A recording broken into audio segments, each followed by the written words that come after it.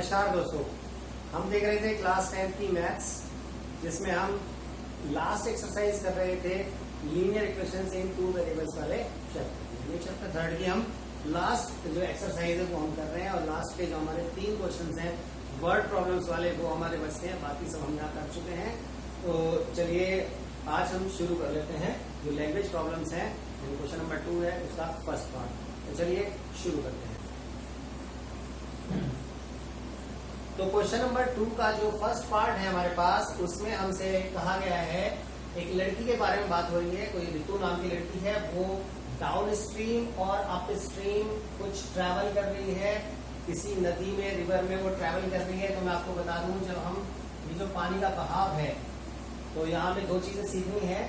Down stream और up stream, इन 2 शब्दों का मतलब हमें ध्यान रखना है। जो हमारा पानी का बहाव है, सपोज पानी का बहाव हमारा ये है लेफ्ट टू राइट, ठीक। तो क्या होता है कि जो पानी के बहाव के साथ कोई चीज बहती है तो उसे हम कहते हैं डाउन स्ट्रीम, और अगर कोई चीज पानी के बहाव के अगेंस्ट बहती है तब हम उसको बोलते हैं अप स्ट्रीम। तो देखिए क्या होगा, एक सपोज हमें एक बात सोच के चलनी है। आपने बहुत से लोग हैं, साइकिल चलाई होगी, बाइक चलाई होगी।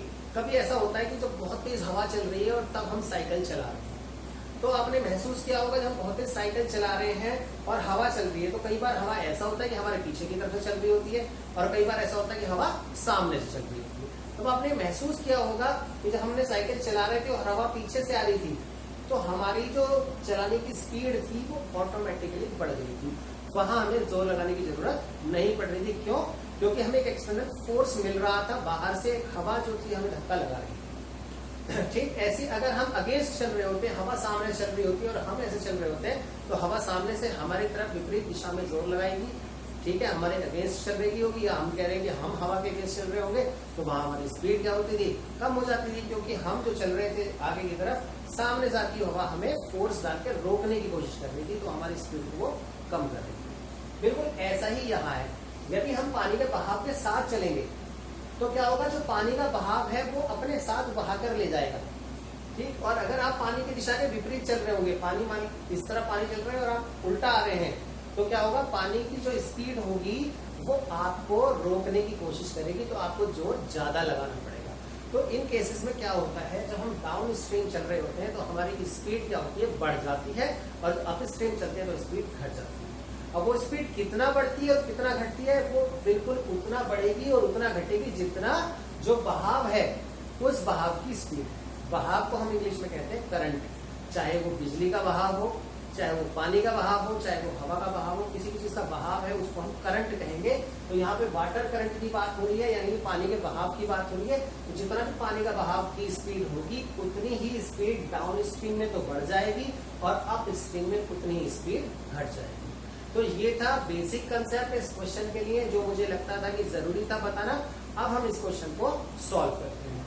चलिए देखिए क्या कह रहे हैं कि Ritu can row downstream 20 kilometres in 2 hours and upstream 4 kilometres in 2 hours।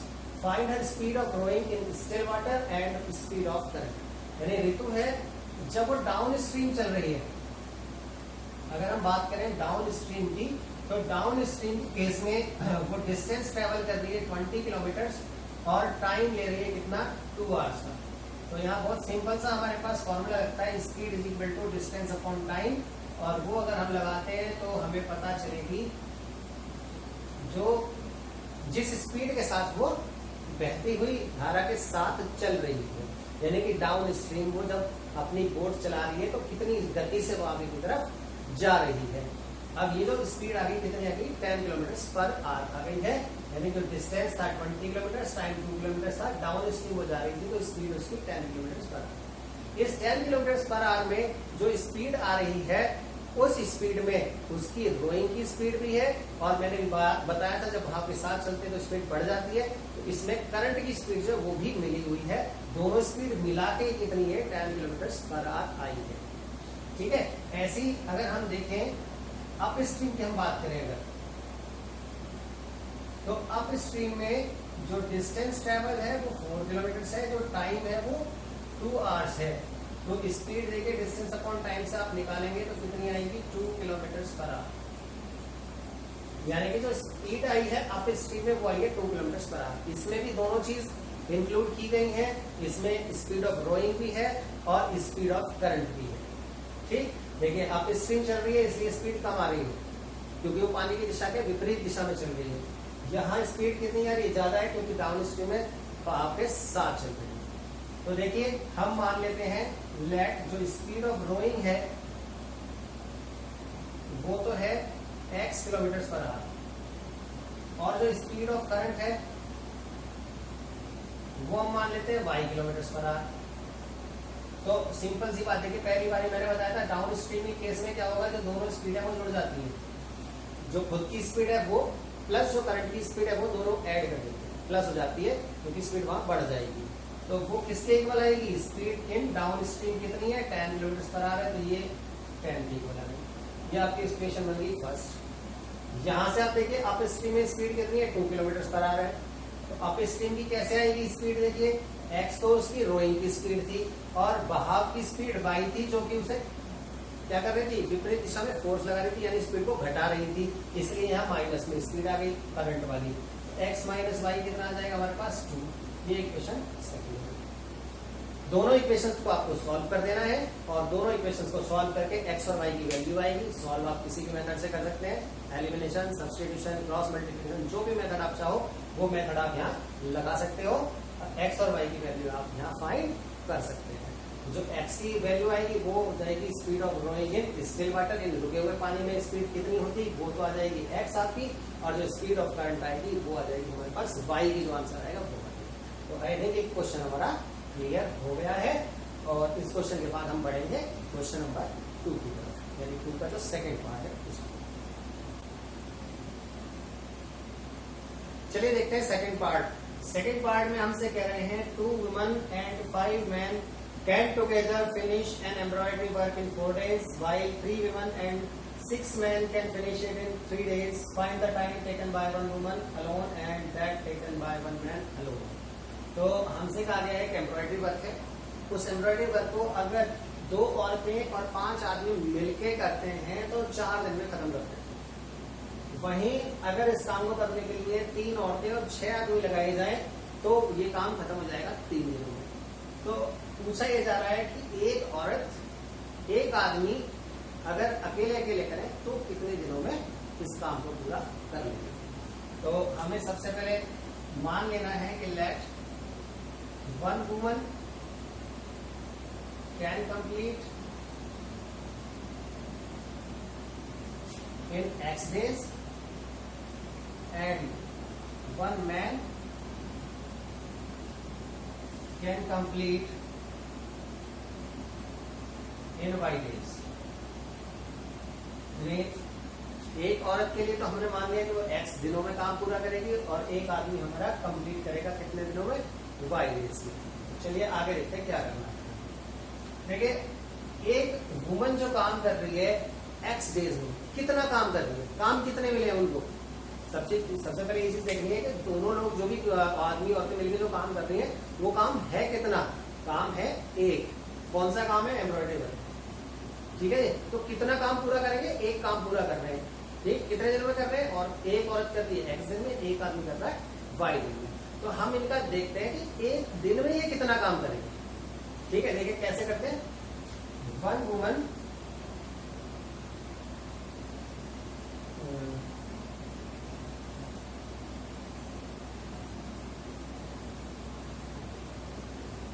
works for X days to complete कितना वर्क, 1 वर्क। ठीक, एक औरत जो है काम करती है X दिनों तक, क्या कंप्लीट करने के लिए, एक काम को कंप्लीट करने के लिए। तो एक औरत एक दिन में कितना काम पूरा करेगी, सीधी सी कैलकुलेशन है, 1/x करेगी। ठीक, ऐसे ही अगर हम मान लेते हैं कि एक आदमी जो है वो वर्क करता है for Y days to complete कितना वर्क, 1 वर्क। तो एक आदमी एक दिन में कितना काम करेगा, 1/5। ठीक। तो हमने इस तरीके से एक एक दिन का काम निकाल लिया है, आदमी का भी और औरत का भी, कि एक औरत एक दिन में कितना काम करती है 1/x, एक आदमी एक दिन में कितना काम करेगा 1/y। ठीक है। अब देखिए क्या करते हैं, अब यहाँ दे रहे हैं कि 2 औरतें और 5 आदमी हैं और वो काम को कंप्लीट कर रहे हैं 4 दिनों में। ठीक है जी। तो देखिए हम एक औरत का काम हमें पता चल गया एक दिन का कितना है 1/x है।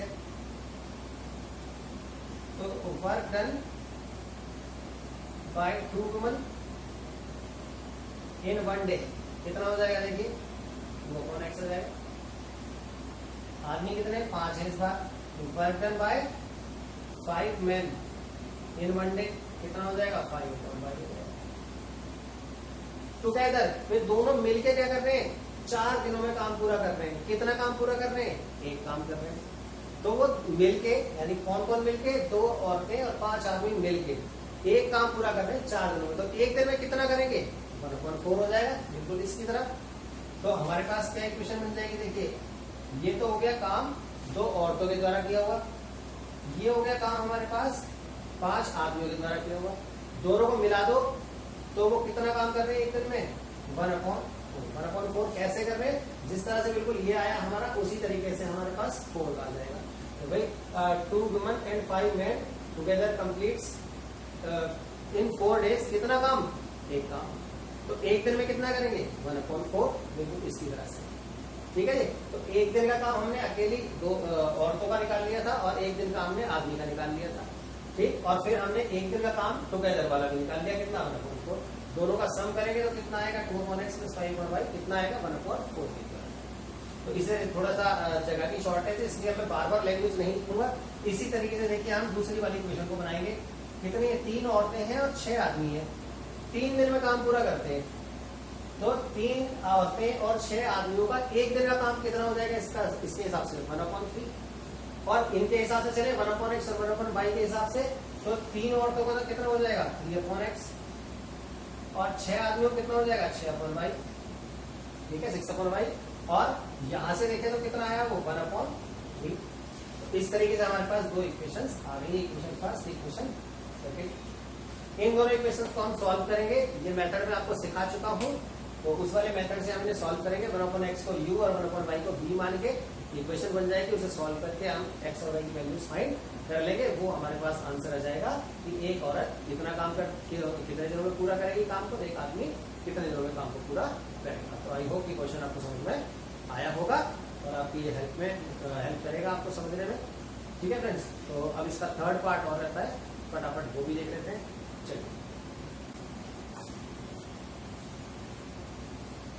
चलिए थर्ड पार्ट देख लेते हैं। थर्ड पार्ट में हमारे पास है Ruhi travels 300 kilometres to her home partly by train and partly by bus. Ruhi अपने घर जा रही है, 300 किलोमीटर उसका घर है जहां वो रहती है वहां से, और पार्टली तो वो यानी कुछ हिस्सा तो कुछ सफर तो वो तय कर रही है ट्रेन से और बाकी बचा हुआ कर रही है वो बस के थ्रू। तो अगर वो 60 किलोमीटर्स जाती है ट्रेन से और बचा हुआ रास्ता तय करती है बस से, तो उसको 4 घंटे का समय लगता है। लिखा हुआ है she takes 4 hours if she travels 60 kilometers by train and remaining by bus. If she travels 100 kilometers by the train and remaining by the bus, she takes 10 minutes longer. यानी अगर वो ट्रेन से 100 किलोमीटर जाए और बचा हुआ distance cover करती है बस से, तो उसको 10 मिनट फालतू लगते हैं। Find the speed of the train and the bus respectively. आपको बस और ट्रेन की स्पीड निकालनी है। तो हम मान लेते हैं लेट जो स्पीड है, the speed of train is